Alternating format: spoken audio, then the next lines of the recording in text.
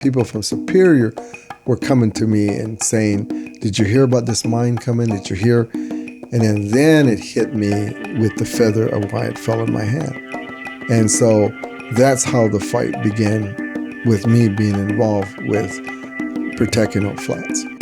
Nothing you do matters unless what you do matters. I'm Amadon DellErba, and this is Get Real or Die Trying.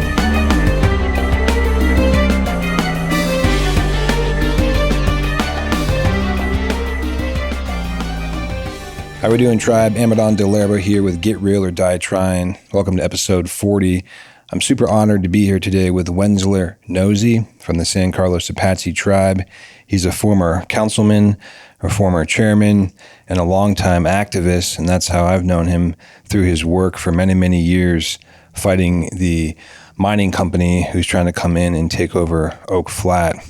I also happen to know him, that my mother was his school teacher many, many years ago, before I was even born, so I didn't actually know him then, but interesting connection. So we've connected with each other here and there over the years through his activism and at Oak Flat, sacred site here in southern Arizona.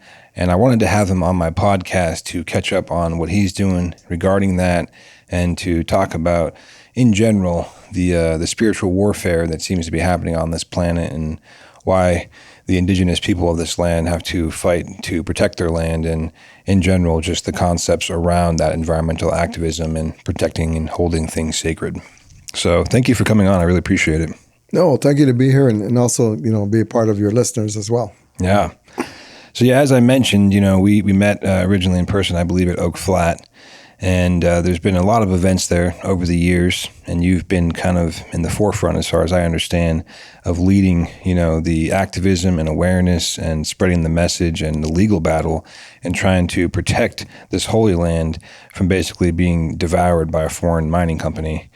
And could you give our listeners just a quick kind of rundown of, what you've been doing previously, and then we can kind of talk about what you're doing now. And you've been out there for what, almost 15 years?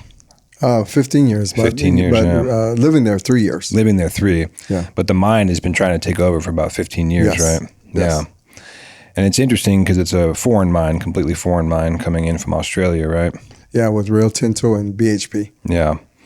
And so they want to do an open pit mine there, one of the biggest, and basically just remove the entire area. I believe it's like a mile deep and do a copper mine, right? Yes. Okay. And so you've taken this all the way to the Ninth Circuit, right? Well, You're in the process. to the District Court, Ninth Circuit, and now we're on our way to the Supreme Court. Supreme Court. Yeah. Okay, wow. So yeah, what where are we at now, like exactly in this battle, and what are you trying to achieve? Well, I think like what you said earlier, to go back to the beginning. Yeah. I mean, this is sacred land we're talking about. And I think, for your listeners to really understand what that means, I guess using the English word, using, what people brought here, it would be in reference to the Bible when they talk about Mount Sinai, when they talk about all these very critical places that begin in the beginning of time where the Bible actually comes from. And that's no different here. That's the same thing that's here, where God touched certain parts of the world. And for us, we still have the deities, which is, I guess in the Bible would be referenced as angels. And in this world that we live in, there's all different tools, so to speak, that how you live on Mother Earth and how you're connected to where the Creator is. And so what's happening now, what's happening is that this sacred place is going to be totally gone. And what that also means is that when you look at the identity, the historical history in the beginning of time, is totally going to be wiped off from the face of the earth. So what does that mean for the children and all those yet to come? Where God touched the place, it's totally gone. So you can kind of imagine from that, if they did that to Mount Sinai, taking that totally apart, where would their Bible be? Where would their people be? How would you be able to teach your kids about the importance? And, not just Mount Sinai, but different places where God touched the world. Mm-hmm.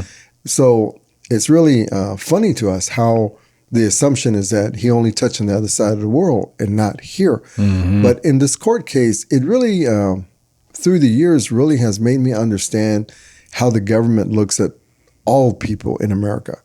And so going back to, our religious battle, it's real critical because we're talking about a spirit that you and I have and others have. It's not something foreign that it's just the Indian people. It's everybody.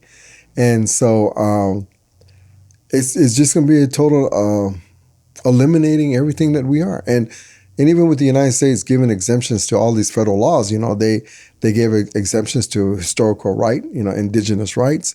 And when you come to our artifacts and everything that's there, they're all exempt, like it never even existed. Mm-hmm. And then how can you have someone or anybody or even the United States come to that point where you wash somebody completely off from the face of the earth?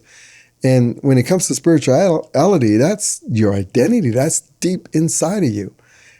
So anyway, when it comes to Oak Flats, those are the things we're battling. Is what God gave the world, and it seems like nobody seems to understand that. Mm-hmm. Absolutely.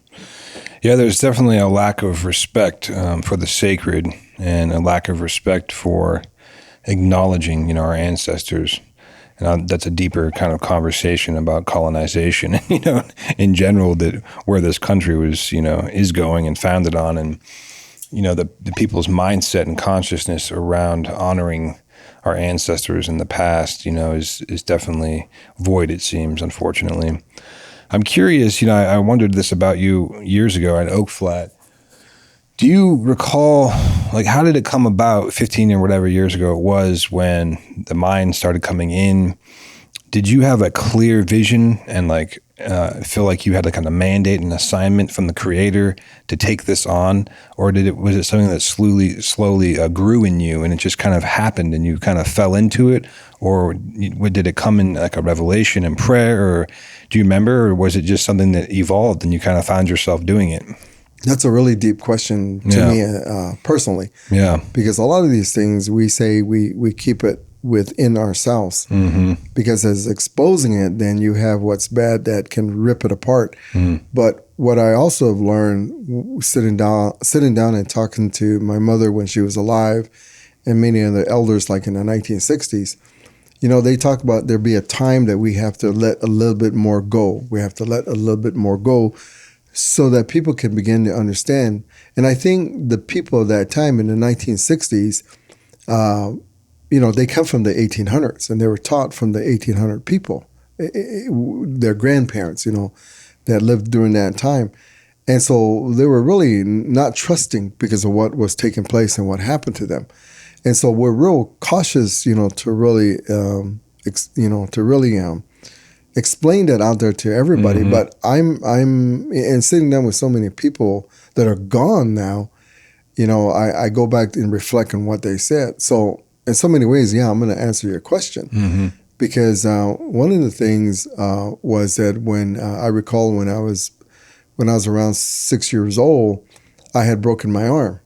And so in those days, we went to the medicine man first. We didn't go to Indian Health. And so during the time I went to the hospital, to the medicine man, he told my mother that it'll all go back into place itself. And so he said, but a wind will hit him.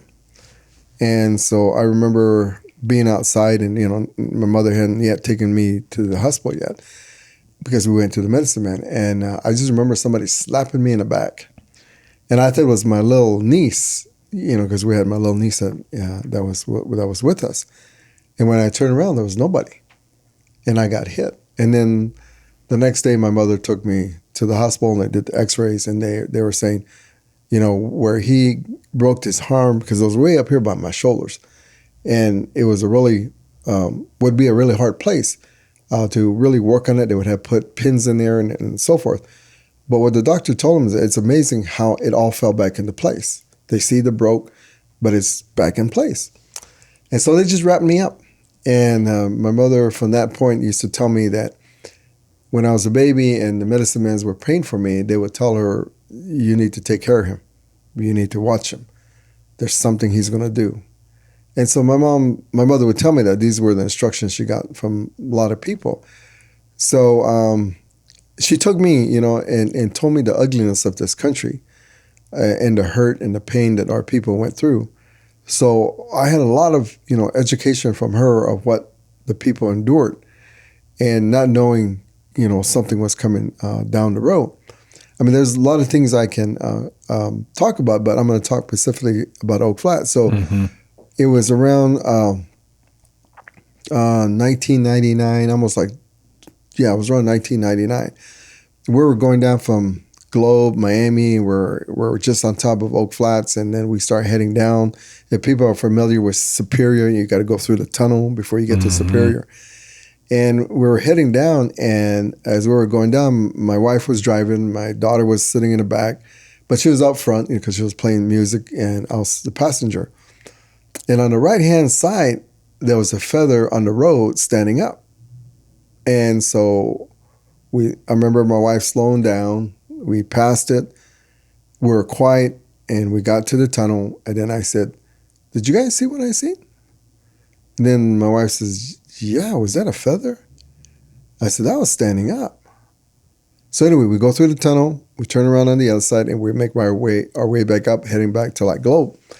And then we make a U-turn, and I get off. And in native ways, there's a particular way, a certain way that you pick up feathers. And I didn't have the stuff to pick up a feather. But I got off, and I walked, and I went to the feather, and it was standing up on the highway. And I was like, is it stuck in the gravel? What's wrong? I've never seen anything like that. So I started to put my hand where it was standing from the pavement. And all of a sudden, it fell in my hand. It just laid over and went in my hand, and I couldn't move my hand. It just dropped. So I held it, and I walked back to the vehicle, and I asked my daughter to get a piece of paper so I could lay the feather in the paper. And we all were quiet, and then I got back in the car, and my wife asked me, "What does that mean?" And I said, "I don't know.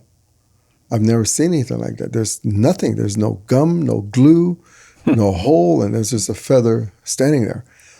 Anyway, instead of going down to Phoenix and doing what we're going to do, we turned around. I headed back to San Carlos, and I went to my mother, and I brought the feather, and I told her, so she picked up the feather, and then she prayed, and then she looked at me, and she says, I'll never forget the day. She looked at me, and she says, "Son, they have you now." She says, "It's now time, and everything will start to come now." She says, "It was in a dream already, and it was already foretold, and it was now time for you." And she said, "And don't worry, it'll start coming to you, start showing yourself." And then after that, when we hit, 20, then all of a sudden, people from Superior were coming to me and saying, "Did you hear about this mine coming? Did you hear?" And then it hit me with the feather of why it fell in my hand. And so that's how the fight began, with me being involved with protecting Oak Flats. Wow. Beautiful. Thank you for sharing that special story. That's really cool. How old were you when that happened? Oh, I had to be, 38 or, around 38, 40, 41, Yeah. Do you know what kind of feather it was? It was an eagle feather. Eagle feather, that's good medicine. Yeah. Yeah, and so from that point forward, in some ways, it seems like you were, in my words, like mandated, from the Creator in some ways, and charged, like she said, they have you now, to do the good work, and whatever that is, and it's turned out to be in many ways, and probably will continue to be. And from my own experience, it's not easy being an activist, and I obviously you probably know this more than a lot of people and more than myself. But the little activism that I've done in environmentalism and coming up against big corporations and wealthy people, there's attacks on you. There's attacks on your soul. There's a lot of negativity. There's misrepresentation, and it's not immediate. There isn't immediate rewards to the type of work you're doing. They're obvious to most people. It's a long-term battle. It's a spiritual battle. Although I do think there are rewards immediate that are non-tangible. There's spiritual rewards and there's soul rewards. But how do you, in your life, because I know you've come under a lot of scrutiny probably, and you've you're facing these behemoths, it's like David and Goliath. These are massive transnational mining companies worth billions of dollars. And, in some ways you can just feel like some guy fighting them all. And of course, I know there's others and there's support and there's some lawyers and of course, but to me, what I've always been impressed with is your spiritual strength and your faith and your integrity.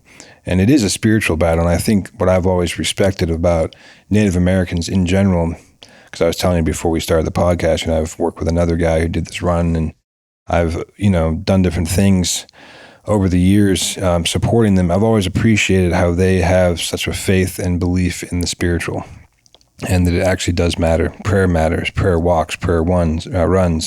It matters, and it creates an energy. And I don't see that a lot in Western culture, and obviously in white people as much. I mean, Christians believe in prayer, but it's different to me, I think. In my own personal life, even Christian prayer, to me, it isn't tied to the land and the energy and the particle reality that Native American spirituality has, which I resonate with too.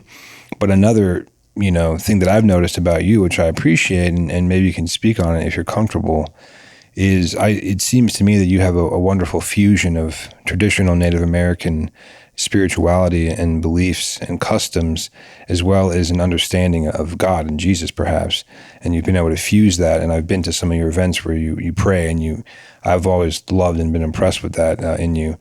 And can you speak to maybe your process of like the power of of that belief and faith and that combination? Well, like you said, you look at from a capitalist world, colonized world, you look at the power and the strength, of what they have, and as far as like you're saying, what we're all running up against, and and no offense to nobody, I make that clear to everybody that and even if I got to apologize, but I've always was told, say the truth, say the real thing.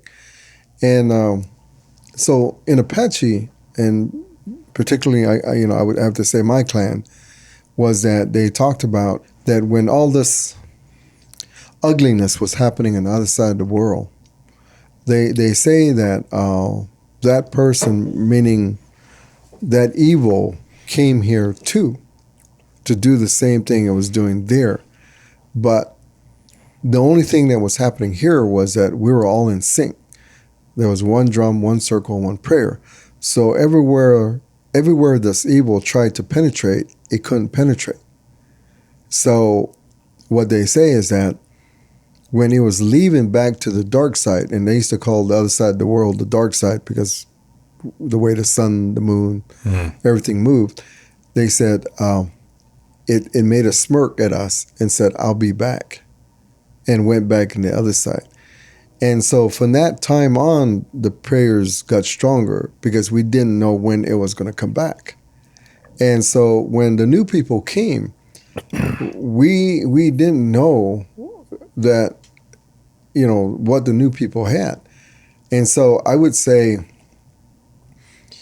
and again, just speaking about the Apaches, we began to dissect this occurrence that took place, and because the answer we had prior to what we know now was the white people were like the worstest thing on the earth, because we couldn't understand their concept of killing. It didn't matter if it was an elder, it didn't matter if it was a child, and to behead our people and put them on stakes, and we didn't know that concept. And it was far from what our prayers were. And so the people panic. And so what we say is that, at that time they were saying, you can't do nothing to these white people because they're the worst thing that walks the face of the earth. So a lot of people kind of grew up into that, to be afraid of them, stay away from them, because they're going to come and they're going to take and they're going to take. So the little elders that were left, that were able to channel this spiritual way through generations, and I'll never forget, it was in the 70s and early 80s when the elders were together, and they were excited because it's like they found an answer. And what they began to tell us was that it's not the white people, it's what they brought. Now we know where the evil came. We're expecting, this evil person to show, but we didn't know that he came in the image of the white people controlling them. And if you really think of it, like in our Apache, there's no word for colonization, capitalism, but they were explaining that because everything they were trying to do to us was to detach us from Mother Earth, from everything that God gave us as a gift to survive. They were working to detach us from it so we have no feelings, no more. And so I always remember they would say, think about it. 90% of our people are gone from the face of the earth, and only so many is left.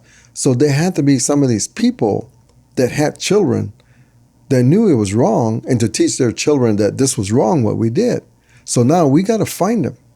We have to find those people. So it seems like in the late 70s and 80s, there was a transition began to take place. And so, like you were saying, I'm like anybody else. I could be mad. I can hate. I can, fight back. But what I'm reminded at that time when I was a young man is that what were we before they ever showed up? Mm-hmm. What did we have before? And so they go as far as my mother telling me, she said, imagine you walking down the road and something spooks you. You have your focus, you have your intent, you know what you can get done. All of a sudden somebody spooks you and then you lost focus. Mm. That's what happened to us. And the only reason why that carried big for me was because when I became the chairman of the tribe, I got invited to Washington from congressional leaders from Arizona. And I went there. And what they did was they took me to the Pentagon. They took me to the president's house. They took me to the House and the Senate. And then they took me to the Supreme Court. And then they put me in a plane and I was heading home. And I was like, we didn't even talk about Indian issues. We didn't even talk about the needs. We didn't even talk about federal government assistance. Nothing. Tokenism. Yeah. And then so I get home and I'm like, what kind of trip was that, Mm. And so I went back and I sat with my mother and I had a talk. Because she asked me, she goes, in Apache, she's talking to me and she said, so you went over there. She goes, what was that talk about? So I said, it was strange. And so I repeated, what I just said to her. And she said, you know why, don't you? And I said, I'm thinking, but maybe I don't really know. Then she said, son, she says, you're an Apache. You're the last ones we're the last ones that we didn't really surrender, but they put us in this place. And so what they were showing you was their military, their judicial, their political power. And they were showing you better not do anything because you're never going to win anything, that it's theirs. Then she kind of laughed, then she looked at me and she says, but son, there's one thing that you have that they don't have. So you have the spirit. And that spirit that you have is far greater than what they showed you. Mm. But now, the way I look at it, she says, they showed you their weakness. Mm. They showed you what they live by. So now it's time. That time will come. And so, as I was saying, when I move on this journey, I realized by going to Europe and sitting with, many different Europeans, seeing that they have a culture, seeing that even white people are indigenous, going to Africa, knowing that those people are indigenous, and I'm like, everybody's indigenous, not native people. And then in the Alps, there's same picture cliffs that you find on Mount Graham and Oak Flats, the same thing. Up in Alaska, you find the same drawing of an angel. Mm-hmm. And we know what that is because we still practice that. A lot of them don't. They say, oh, this is real nice, but we're taking care of it. But they don't realize what that image is, but we do. Because we are the last and we are the first, meaning that, we're the last to this colonization. And we're old to the old way. And that's what we have that makes it important and to understand what this colonization is all about. So the Apaches took a little turn and said, it's not the white people, it's what they brought here. This evil, and it has to go way before, the beginning.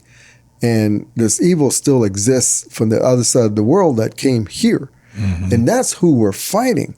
So now I've switched my focus to that evil because that's who we're fighting. Because who makes evil? We do. Yeah. We're reminded that each one of us make evil. Collectively, if we make evil, it's powerful.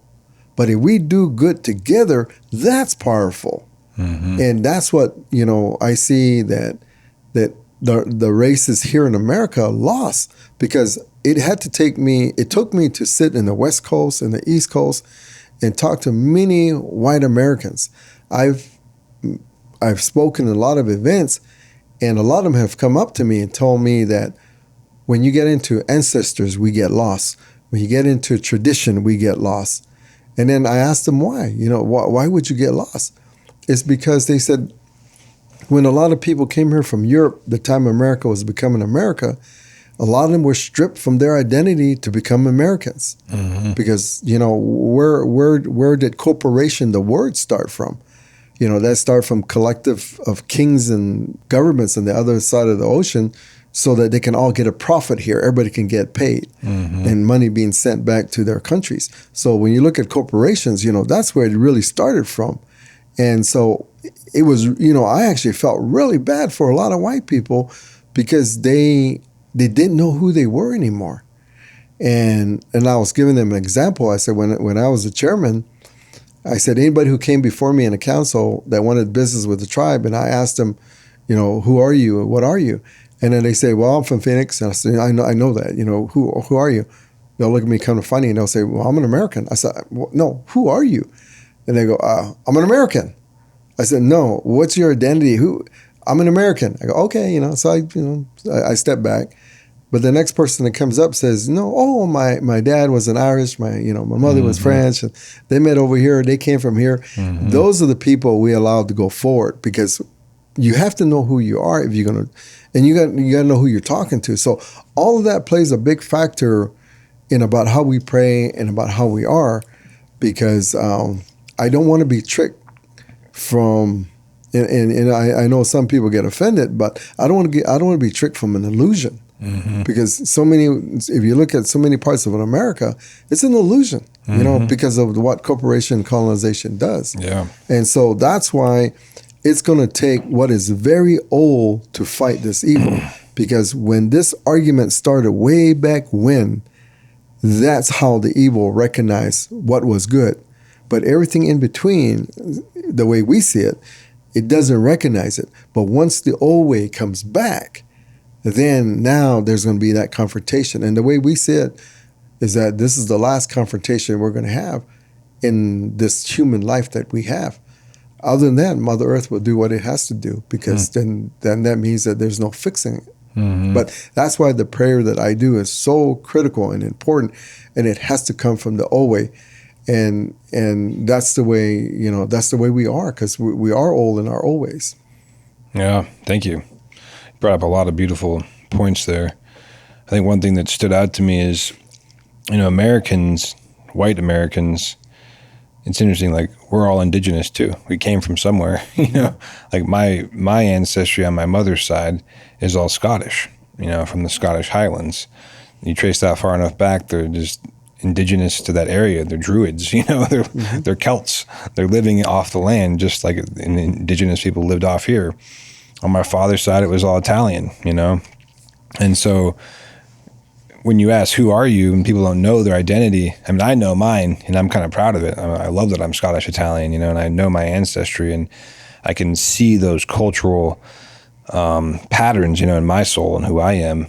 But I also know who I am in my own being and how I was raised, and you brought up something about, to me, I call it consciousness. And what you're doing now is you're fighting the consciousness of colonization, not necessarily like white people, and I'm paraphrasing, forgive me for your very elaborate and beautiful explanation, but the way I'm hearing it is, you came to a point where it's not just, I'm, mad at the white people, but it's the evil behind it and what it represents in the colonization. It doesn't just have to be white people, who partake in that wrong thinking, who partake in that wrong consciousness.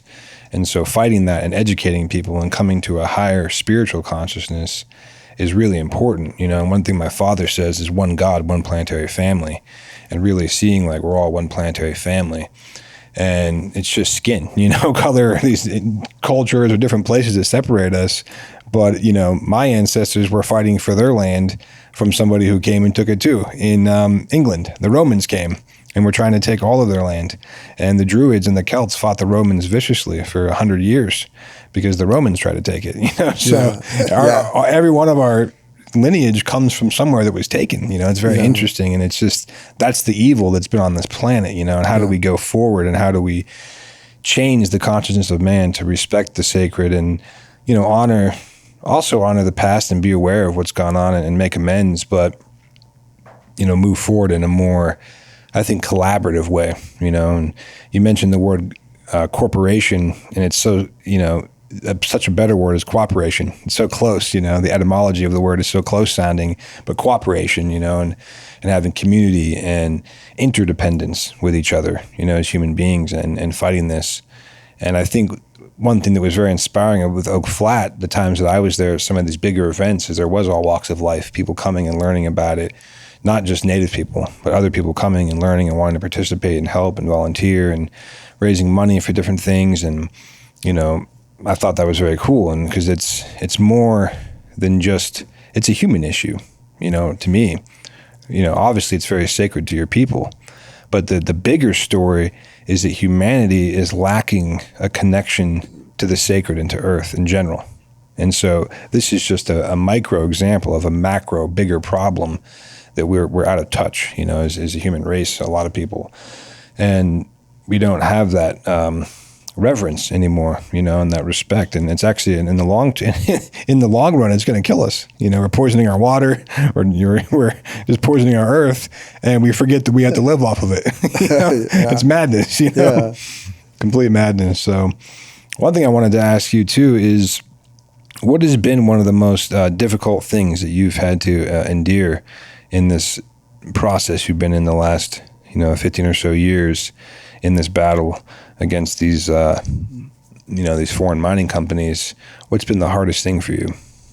Not just my people, all people, of how they all have assimilated, into this corporate life and not looking at the value of what Mother Earth does for us all. Mm-hmm.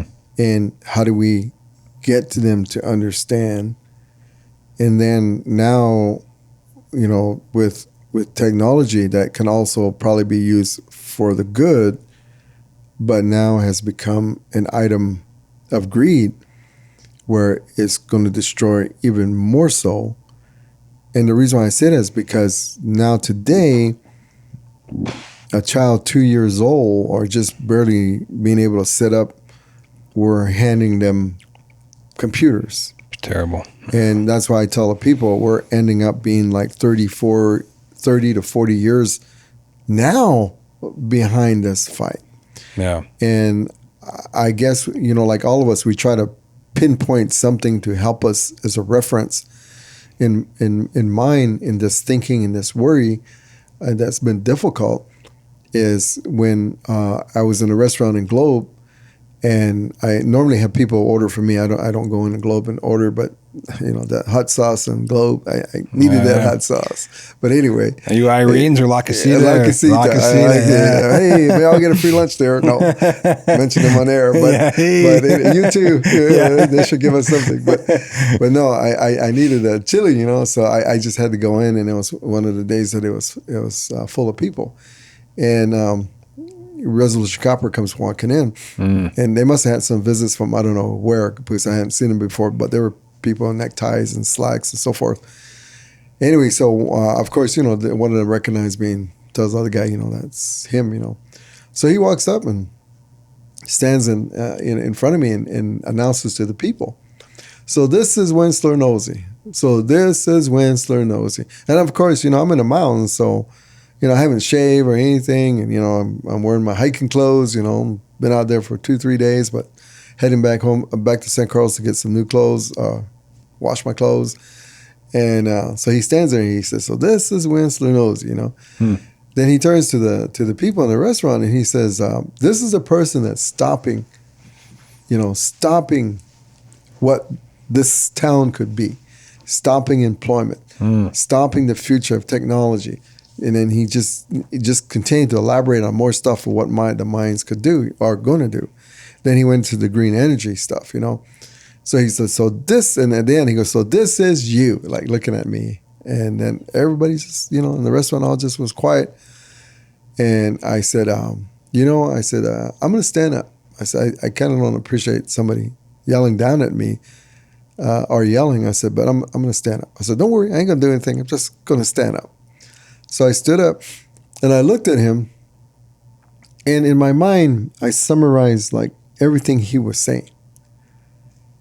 And so what I did was I turned around to all the people and I said, he's talking about you. He's talking about you.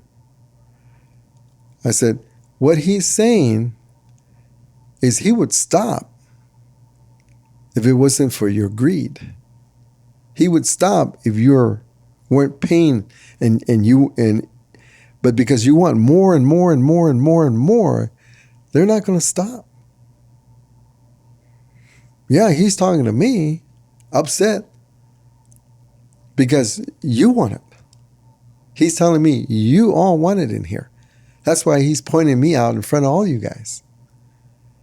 I said, but you know what? I said, I don't need any of your stuff. I said, I'm happy with what I have. We all got to come to a point where we know enough is enough. But you all got to realize all these things that you enjoy comes from Mother Earth. And on top of that, I said, he doesn't even care about the air you breathe. He doesn't even care about the water you drink. He doesn't even care with them dewatering. This whole area is going to look different. Does that show that he cares for you when I'm trying to keep that intact for your children and for everybody? I said, think about it. He just came in and he just told you how greedy you are, and he ain't going to stop. And he's upset at me. Mm-hmm. So anyway, I looked at him, I said, have a good day. Mm-hmm. I sat down and he turned around, he went back to the table. A few seconds, they got up and they left. And then the people clapped. So I didn't know who they were clapping for, him, them, or me. I didn't say nothing. I just hurry up and finish my beanboard with that hot sauce all over it. And I went up to go pay. And the lady says to me, she goes, we had about 3 people wanting to pay for you already. Nice. And so that told me, because these were all non-Indians in that restaurant. And they told me. And then not only that, I have a lot of support in the town of Globe, Miami, Superior. But what I also learned is that how we're suppressed on the reservation, every one of these people in these towns and city are suppressed as well. And I've learned how much corporations have controlled them. And so I feel like what we're doing is working to release everybody, to come to the government and dismantle what they're doing and to do the right thing. Because there's no reason why people are suffering. In this journey I am, I was in LA and I seen the displaced people, I seen the immigrants, and they shared, they cried, no concern, no concern for these people. And I'm just, I'm amazed because I'm continuing to learn about our government, the United States. And then they talk about, they don't want no free healthcare and so forth. There's already a free healthcare, with Indian tribes. So we're at the point to where we're ready to tell the United States, hey, if you don't even want to help your own people, send them to us because we already got free healthcare. And then they talk and act like, it's impossible, yet they already do it. And so there's a real deceiving going on in this country. And it's sad, but I think to your question, the part for me is like the people of this country. Mm-hmm. You have to wake up. You have to look at this country for what it is. As long as you continue to deny, then you're victimizing everyone else. Mm-hmm. So spiritually, that does not put you in a good position. And as I was telling one preacher, I said, I don't know the Bible so well, but I said, there's a part there that you guys talk about Sodom and Gomorrah. when it was like, go in and save as much as you can. You know, I said, I feel like, you know, we can save ourselves. But no, I have to turn around and go into the cities, to these places, you know, to wake them up before it's too late. So those things repeat itself when we become disoriented and we're being abusive to what God created. And that's why, you know, I think for me, that's really the hard part, because I'm like, what is everybody else saying in this country? You know, what?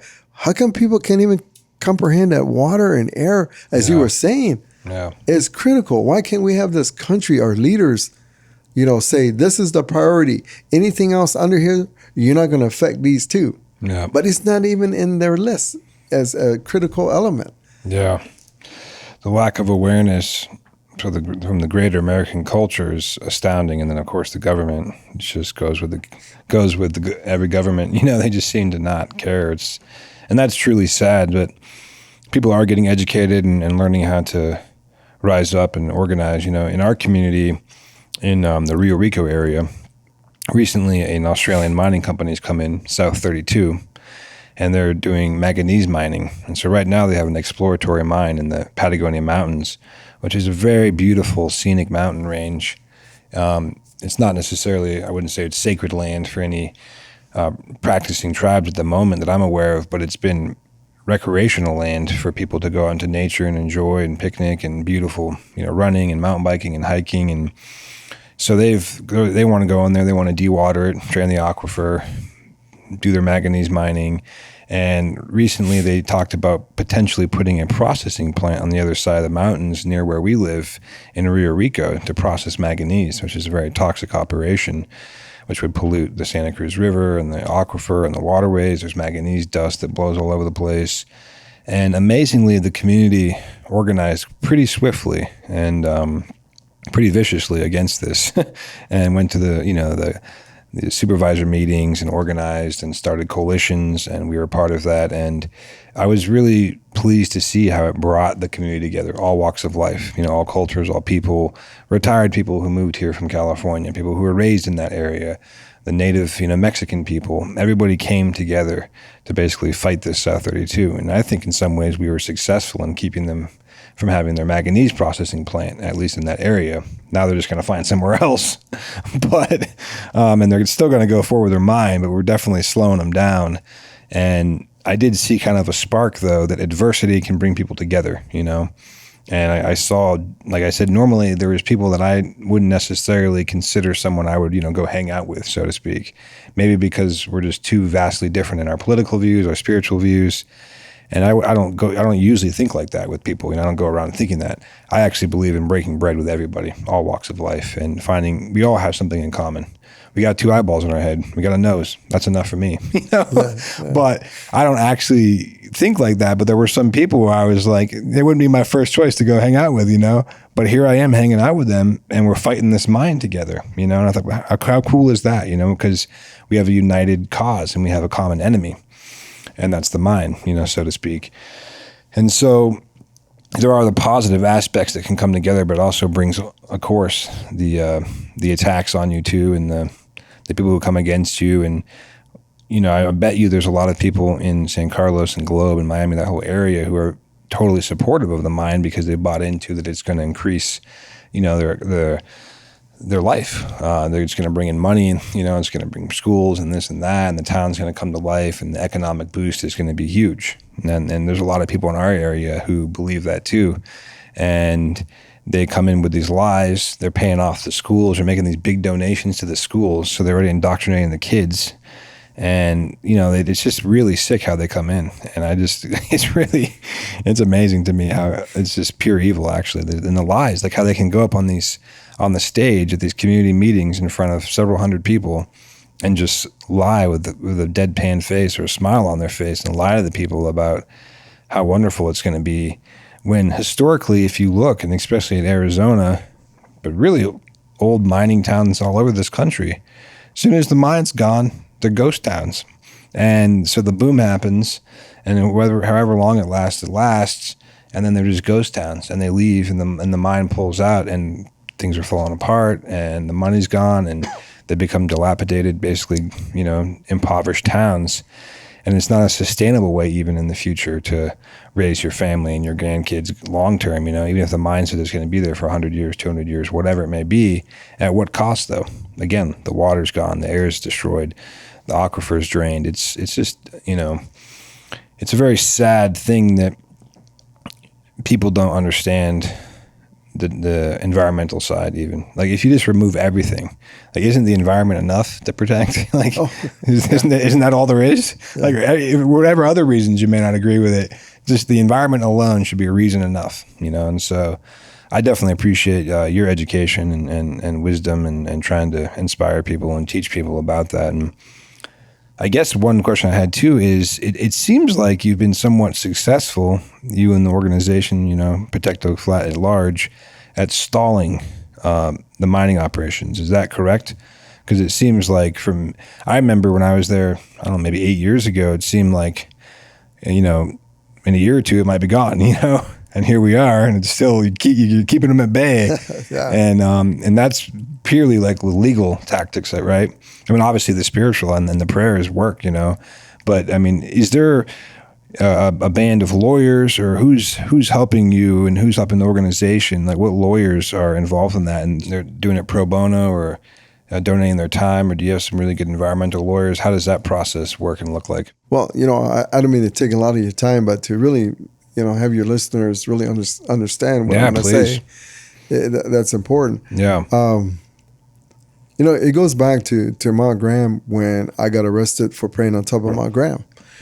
And so I was arrested and I went to trial. And I was having interviews with several attorneys. But this one came in and he was a criminal attorney. And man, he was hitting all the points, about my case. And now came the question, like, okay, I like you. I like what you're saying. I like to have him as my attorney. And he's still like about 6'5", a very big man from Illinois. And then I said, so what's the cost? Then he says to me, as I told you, he said, I represent the Hells Angels. And there's a lot of criminal things that he has to defend there. So he has well experience with defending them. And he said, this is a criminal trial. And he said, it's $125,000, my retainer fee. And I looked at him and I smiled. And I said, I'm even embarrassed to say what I have. I said, so I got up and he got up and I shook his hand. And when I started to give him my farewell speech, he stopped me. And he says, let me give you some advice. And I liked him because he was really direct. He wasn't like, kissing my feet or anything. He was just like really direct, and even with his presentation. And he says to me, yeah, of course, I'd like to have that retainer fee for $125,000. He said, but it's also the prestige of the case. He says, you make me money later. Not worried about it. But it's also the prestige. He said, that's one thing the attorneys look at is how much money they can make and the prestige of the case. So he said, you have a hell of a case. And he said, I would be very happy to represent you at no cost. So we shook hands and I said, okay, you're my attorney, So I went to trial in Safford, Arizona. I went to trial. And they keep asking me what brought me back to Mount Graham. What will I go back? And all this stuff, it had to deal with my religious connection, my spiritual connection with the Creator, and Mount Graham being a sacred place. And so anyway, it just went back and forth. And then they started questioning me about God, and then my connection and the Apache connection. And anyway, it went real long that we went to recess. And so we're waiting for a date, to reschedule the hearing, or not reschedule, but to schedule the hearing to finish it. And then I get my attorney call me. He said he's in Phoenix, it's coming down. So got some good news for me. So anyway, I met with him. And then what he told me was that they acquitted me. So it was dropped. And so because I was looking at spending time in jail for being on top of Mount Graham praying. And anyway, so, we didn't really say goodbye, but, we said, well, we're going to continue to fight. So every year when I was told not to come back, I went back anyway. And that's when we already had our Standing Rock, just like people know what happened in Standing Rock. Mm-hmm. We already had that here in Apache country, but we didn't have, what do you call that, the Facebook. To market it to the world. Social media. Yeah, we didn't have social media. So we already went through our Standing Rock already. So it really educated me about a lot of different things. Because during that time, Ola Castador Davis, the Apache Survival Coalition, she was joined by a lot of help. The biological diversity, the Audubon, Sierra Club, all these guys, and Earth First, and it was tremendous. A lot of people came out.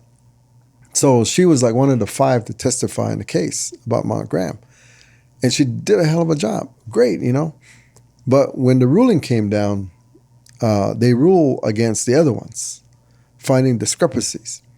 So then I go back to my case, was when about 7 or 8 months later, the prosecutor in Safford talked to my attorney and told him that he didn't want to try me because it was a religious position that I was taking, and I was really acting on my indigenous rights of my creation.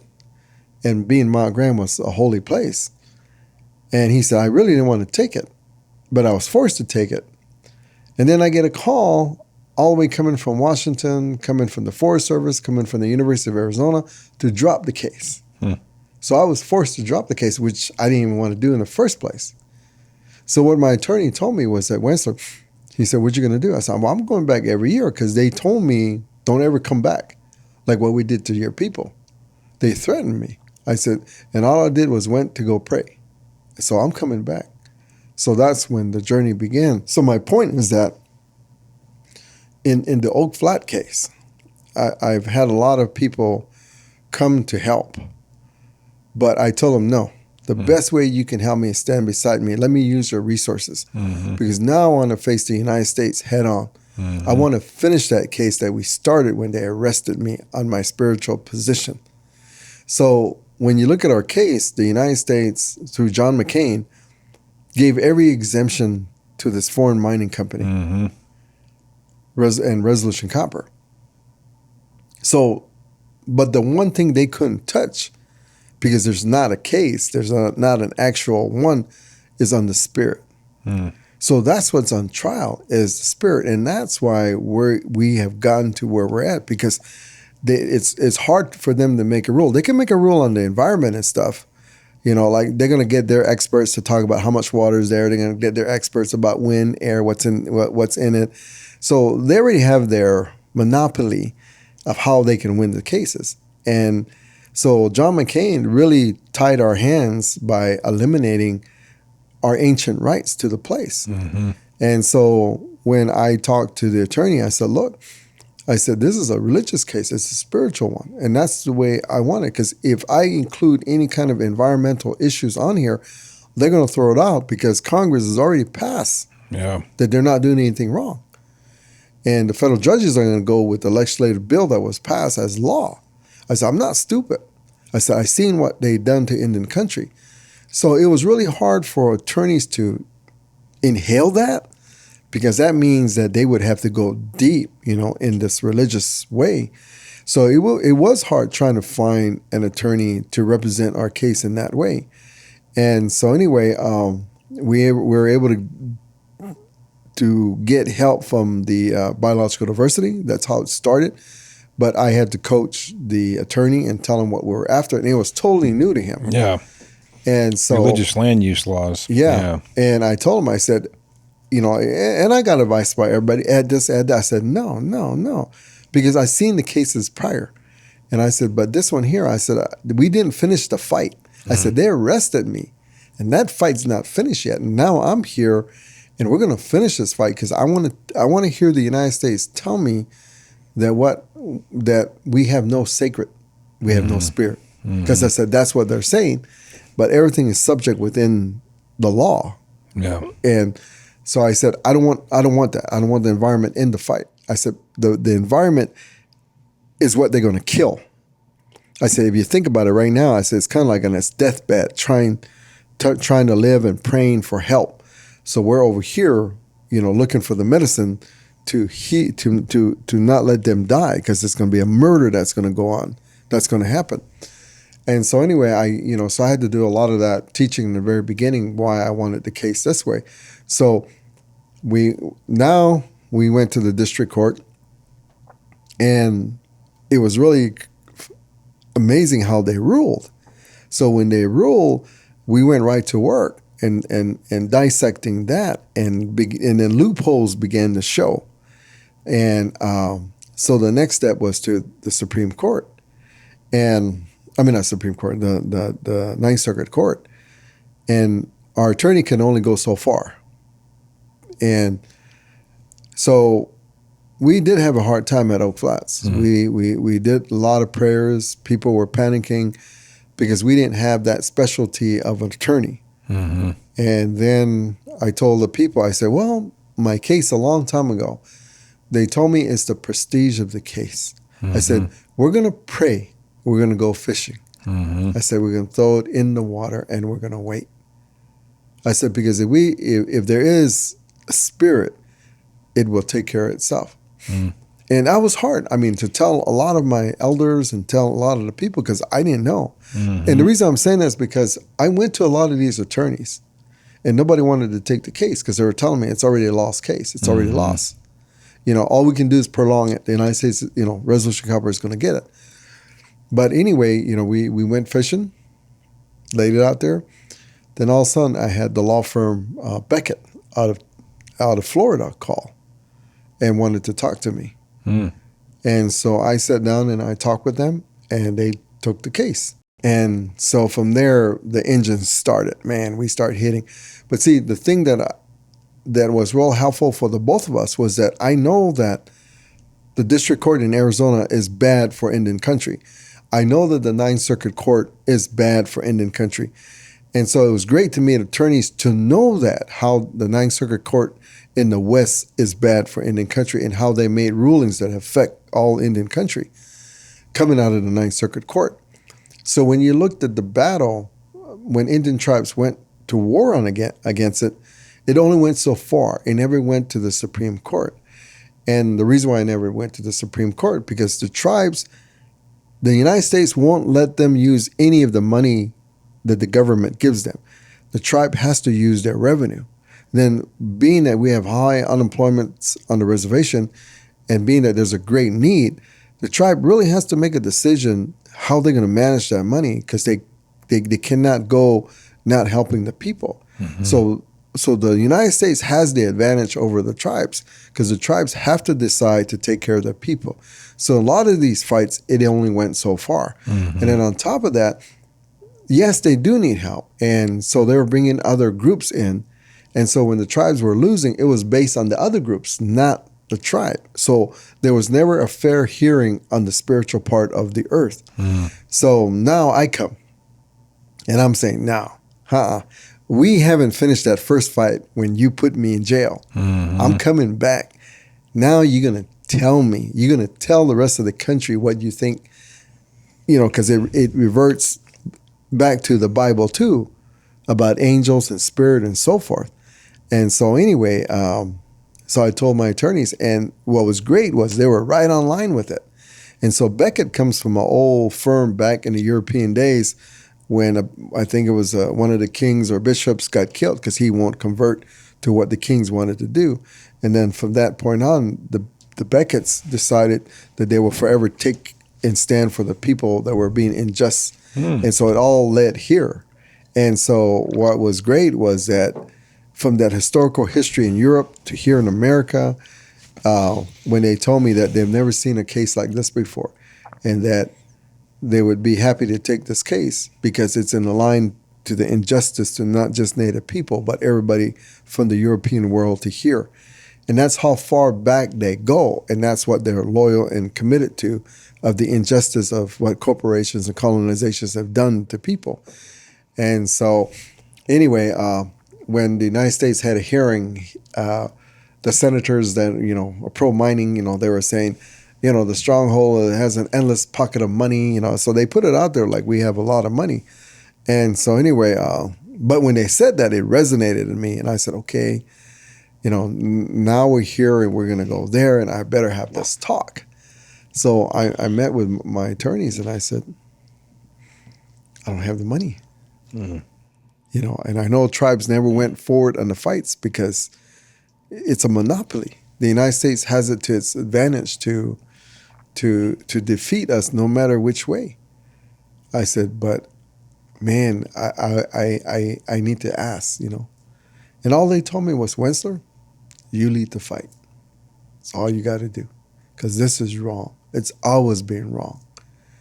And we just never seen anything like this before. And I just cried. I mean, how more can you be blessed in a fight like this? And in the country, so many people have come forward.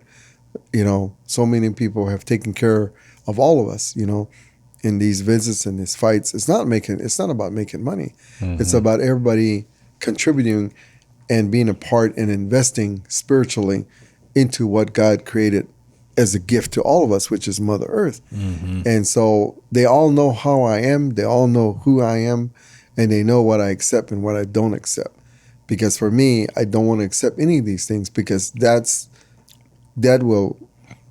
may cause me to lose focus, like every other human being who walked the same road I'm walking, but never made it because of all, whatever you want to call it, temptations, tribulations, all these things that you got to go through. So anyway, when I look at this battle, I said, right now with the amicus brief, we have a lot of different religious groups joining us. A lot of people are you going to see a tremendous group, more groups on our amicus brief as we file in September. And as Resolution Copper right now, what they're trying to do is trying to get a church to battle us, to go against what is sacred and what is not sacred. And so now that's going to set precedents to the future for everybody. So I'll leave you with this. We were exiled out of Oak Flats. A lot of people made their way back and got punished for it, or got killed for it, or got in prison. But the people still made their way back to pray at Oak Flats. And when my time came, there was a white lady in the town of Superior who comes from a preacher. And Oak Flats was her backyard. And so when I met her, she knew I was coming. And when I got to know her more, she was having conversations with these angels, the deities. She had foreseen things. And she knew where these places, and when you talk to her, she's like indigenous. I mean, I was like talking to one person like us who loved what God gave us. And anyway, so when we knew it was a dog and pony show on the environmental impact study, and they wanted people to write something up, we had the decision to not or do it. And we chose to do it, even though it was a dog and pony show, because the United States exempted all these laws. So what happened was that I turned in a real thick package with over 400 statements made by people. Turned it in. The United States took it. Tonto National Forest, their attorneys, they took it. And then they gave it back to me like in about 2 weeks with the certified one. So I went through it. Just something felt wrong. I went through it and didn't find anything. But then that feeling yet pushing me to look at it again. So I went through it again. I didn't find anything odd or nothing. But it still bothered me. Then I thought to myself, well, I really didn't read, like, there's over 400 statements made. I didn't read, like, some of the people, what they said. So I'm going to read some of this stuff. And then come to find out, hers is missing. So I had a meeting with the Forest Service and their attorney, because now they got to talk to me with their attorneys. So I said, hey, I'm here because there's something missing in here. And they just looked at me and I said, why did you take it out? And they didn't say nothing. I said, why did you take out the one statement? And the response back to me from the United States was, she's a white lady. Then I said, no. I said, I'm asking you a question. Why did you take it out? And then they repeated to me. They said, she's a white lady. And I said, I know she's a white lady, but why was it taken out? Then finally the attorney said to me, the only one that can do this and put claim to any kind of spiritual connection is Native people. Then I said, wait. I said, say that to me one more time. And then I said, because I don't know English too well. Say to me one more time. They said, well, she's a white lady. The only ones that can put claim on land issues like that is Native people. Then I remember getting up, standing up, and I turned to the door and I said, do all the white people know that? I said, do all the black people know that?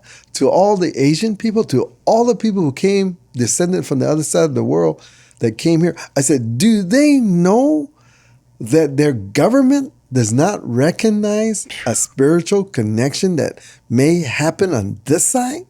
And you're telling me only Native people have it? And that's why you took out her statement? And then I remember the response. Well, if they want any kind of spiritual connection, they can go back to the other side. Wow. And you talk about a corporate world? That was like front and center. Wow. And so that's what I told to the different denominations. You tell me, is this your agreement with the United States? Yeah, are you aware of that? Yeah, and that's why so many churches have now joined the fight because they want that answer. So now picture this. So I don't have environmentalists. I don't have, all these other agencies or activist groups with me. I have religious groups with me because they need to know what the United States think of them. Because if they're if they're going to make a ruling on us to cut, in their eyes, cut the ties that there's any spiritual connection, then when the white people are saying, like this person, saying it is spiritual, does the Constitution of the United States really protect that, or does it not? So that's why when we went back the third time to ask the 21 judges one more time to hear it, they chose not to. And that's why my court case is going straight to the Supreme Court, because that came from them. That ruling needs to be made by the Supreme Court. So now we're going to see what they're going to say, what they're going to do. So it's not only my fight, because a lot of different denominations are thinking of that, because for the fact that what they said, where does all this religious group stand? So everyone's going to have to go back to Europe. Yeah. to worship something. Yeah. And then for us, we don't see it that way, that God touched all over the world. Yeah. And I've run across, African Americans, white Americans, Asians, who have the spiritual connection here. And as Native people, we're happy. Yeah.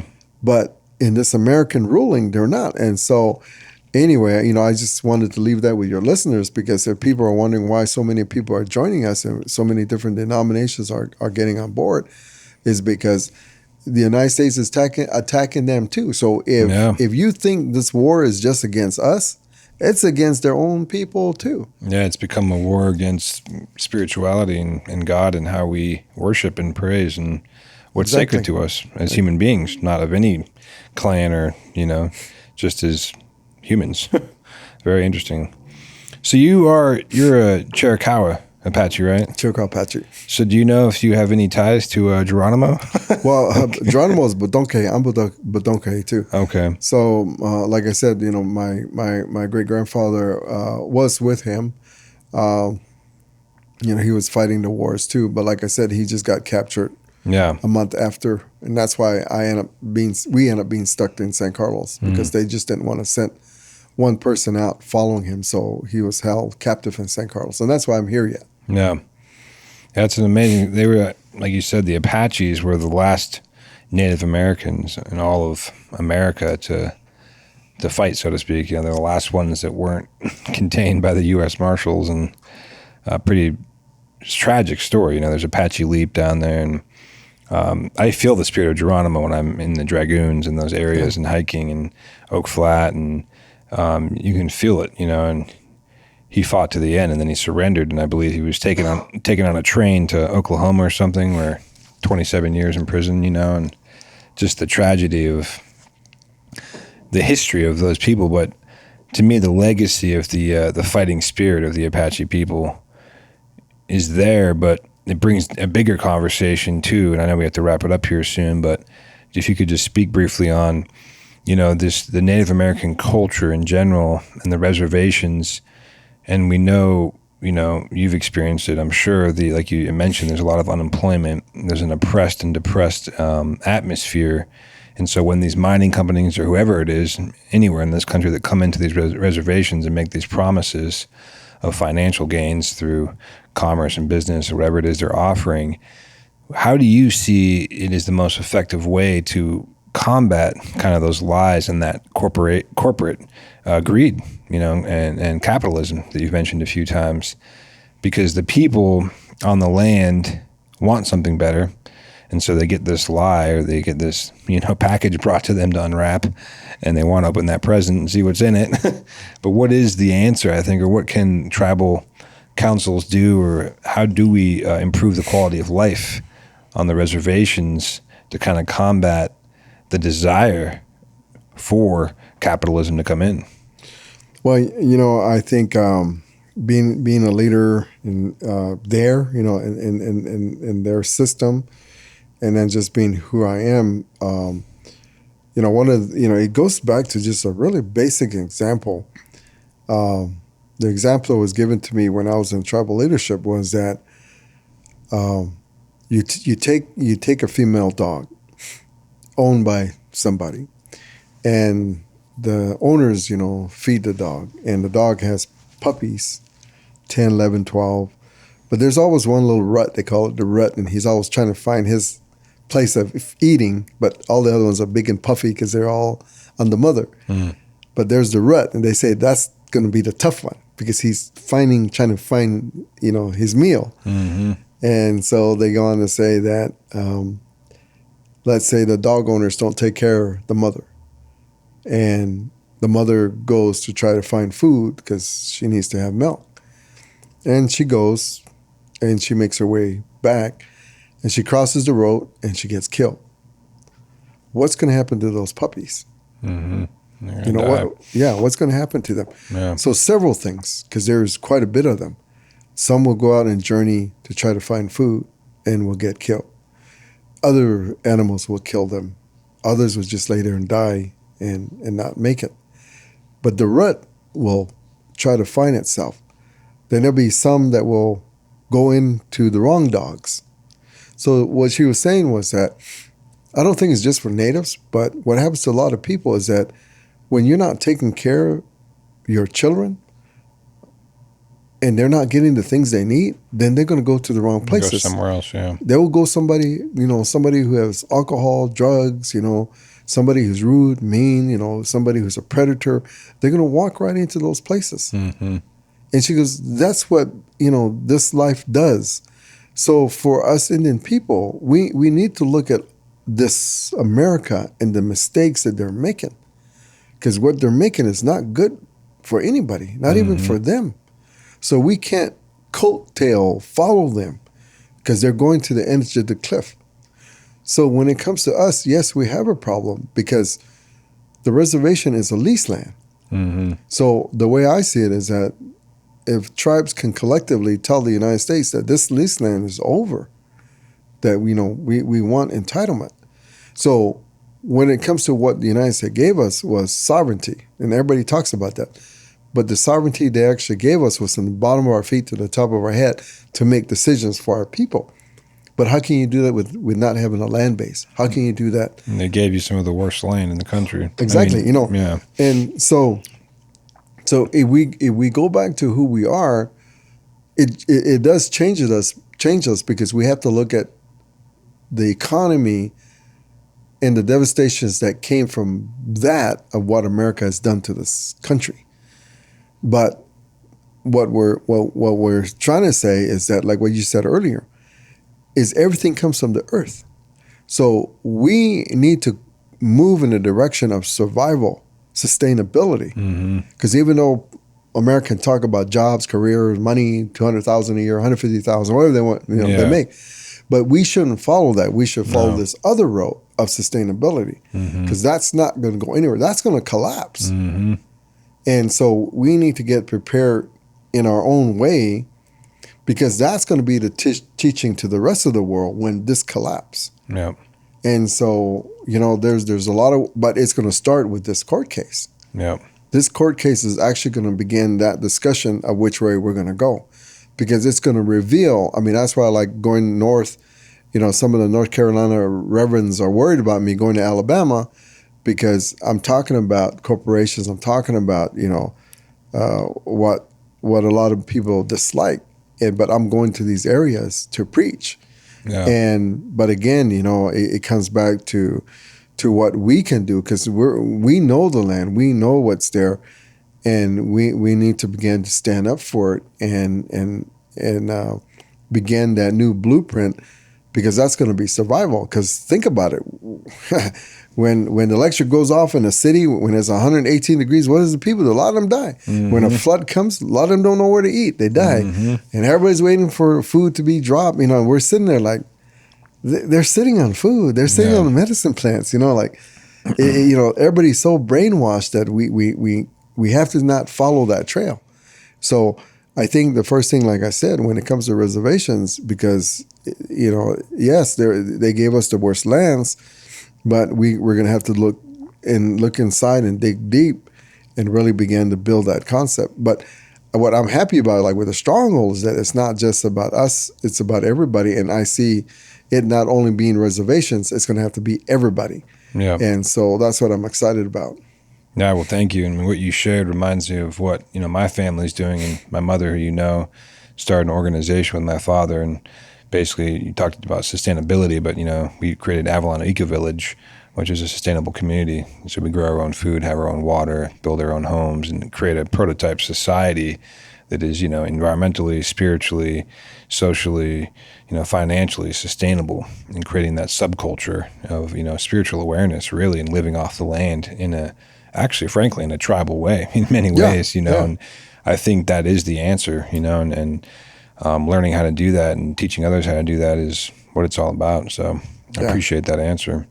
I know you got to go. I was wondering if you would be so, I'd be so honored if you could bless us with a prayer to close it. And if you want to say it in Apache, that would be awesome, or English, or both. Okay. That would be wonderful. I just think for our listeners. No, thank you. Because that's what this whole journey is about. And it's real crucial, because I know that what's bad in this world, is following what we're doing and wants to dilute what we're doing and never get it to where it should be, So I really commend everybody that's out there praying, doing what they need to do, and especially for Mother Earth, because we need to take care of her. So, no, thank you. I can end with a prayer. Thank you, sir. Ganashata Hirajin Shushkanko. Ganashatan Ahiako, the Nagasambakajit near Lako Sterles Stelti. The Jukna Ilukos he to Higul Aloko Sterles Stelti Kobeganashata. Ganashata de Nehi Chalmalahi Latitahi, the Wahi Costelles, the Wahni law.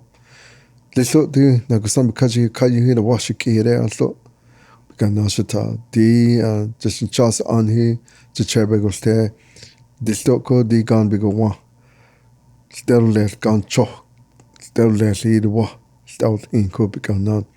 I didn't trust thing, and then Chanas's cast on with you and let. Stelles, I didn't ill with you unlet on Stockholm, and then not glass, Stelles.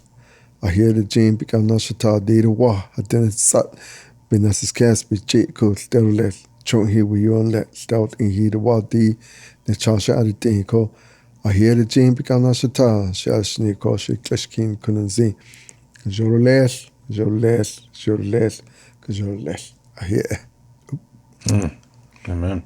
Thank you. Oh, thank you for that. It's a blessings to everybody for everything that we do, and all the creations that God, and all these special places that God had touched the world, and that anything that's bad, from the sickness to the people who do these wrongful things, that God will, the Creator will blow it away, and that these mountains that hold spirit people, their homes be protected. Because it seems like the people asking God to forgive us as people, because we seem to be killing those gifts that God gave us, as a communicator. But to just destroy that, people who do those things, their mind, their heart, but touch them with love and understanding. So no, thank you for asking me to pray. I appreciate that. Thank you.